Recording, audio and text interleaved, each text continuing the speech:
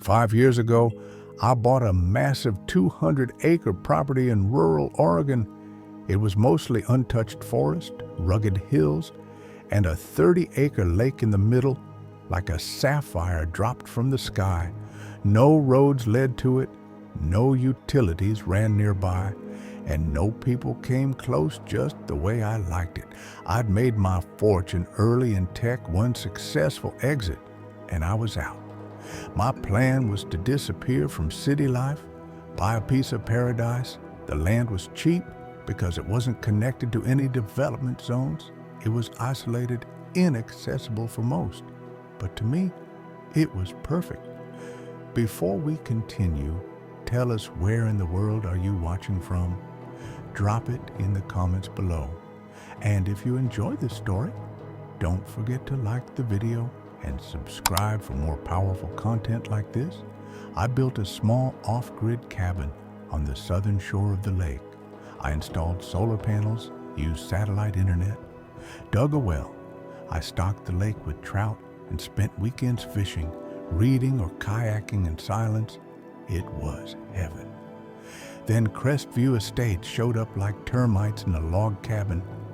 They were a luxury development, gated homes, photo skin architecture, and HOA board members who wore polo shirts like armor. They built their community on the ridge west of my land. We weren't neighbors. We were adjacent worlds at first. It was quiet until their president, Arthur Sterling, came knocking.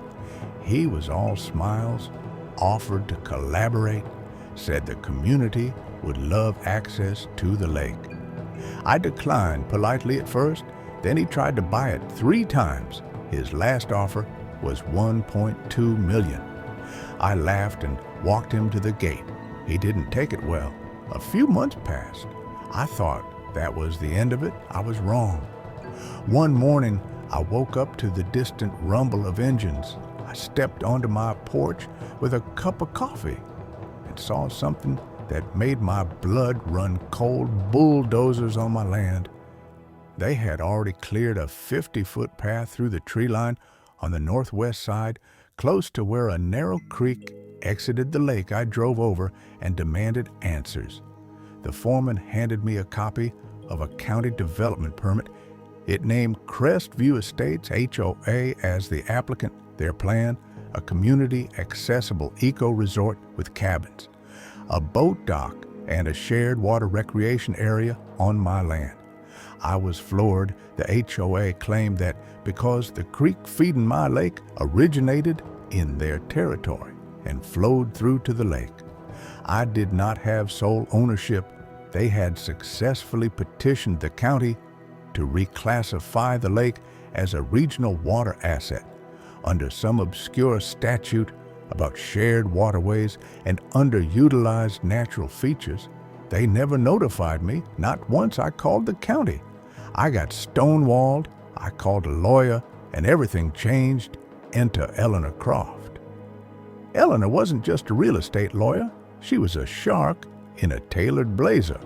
When I told her what happened, she raised one eyebrow, then opened a legal pad and said, "Let's burn them to the ground." She got work fast. Within 48 hours. She filed an emergency injunction. Construction was halted. I camped out near the bulldozers with a shotgun just to send a message. The HOA sued back within a week. They claimed historical access rights and watershed integration. Their legal argument was garbage, but they had money and connections in the county. The next 2 years were brutal. They dragged me into court every other month. They argued that since the creek flowed from their land and had historically passed through what was now mine, they had vested recreational claims. Total nonsense. But it burned through my legal budget like a wildfire. I sold my cabin and moved into a trailer on the land to cut costs by year 2. I had burned through almost everything I had left from my tech days. That's when Eleanor called me. She said, "I found something and it's going to nuke their case." Eleanor had been digging into historical land records and she found something wild. The creek feeding the lake. It was man-made, built in 1957 by the original landowners to divert runoff from nearby hills for logging operations. The flow was artificial. It wasn't a natural waterway at all. That meant the HOA's entire shared watershed argument was invalid. Not only did I own the land, I owned the lake, the water in it, and every drop coming through that man-made creek. Eleanor grinned. We just flipped the board. The court agreed within 6 weeks. The HOA's permits were revoked. Construction was dead in the water. But I wasn't done, because just before the ruling came down, I got a strange call from a man named Marcus Thorne. Marcus Thorne was the CEO of TerraPure Industries, a tech firm that specialized in ultra-pure water for semiconductor fabrication. They were building a new $7 billion facility outside Eugene, Oregon. He'd heard rumors of my legal battle from a friend on the county commission, and he wanted to talk about the lake.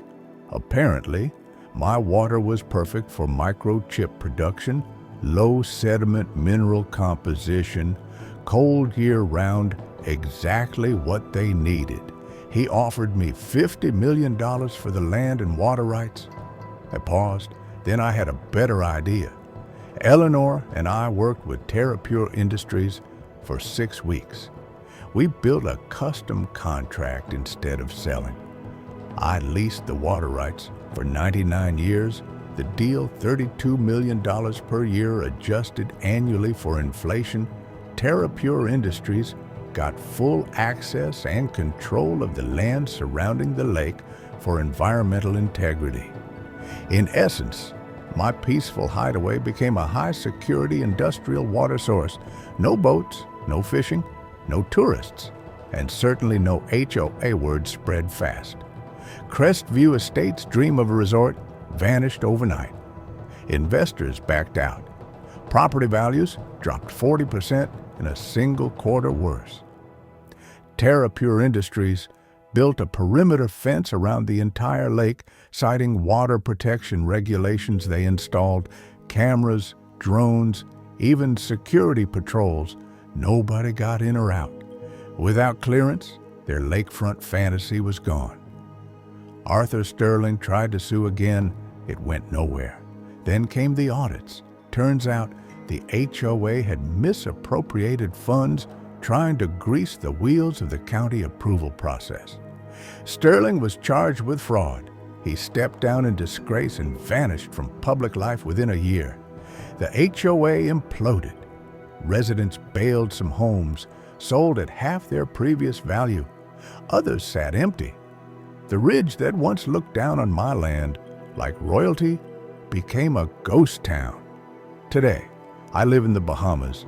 I check my Oregon account once a year, usually on my birthday like clockwork, 32 million lands.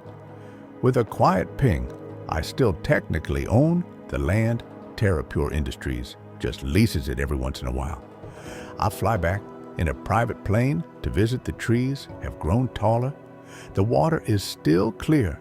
The lake hasn't changed, but the signs around it have restricted industrial water source. No access. Sometimes I smile when I see them. It's not just about money. It's about principle, about fighting back when people think they can take what's yours. Just because they have power lawyers and city connections, they tried to steal my lake. I made them regret ever trying. Don't mess with a man's lake, especially when he has nothing left to lose and everything to gain. Thanks for listening to our story. If you enjoyed it, don't forget to hit that subscribe button for more real-life stories that inspire, entertain, and sometimes make you and cheer out loud.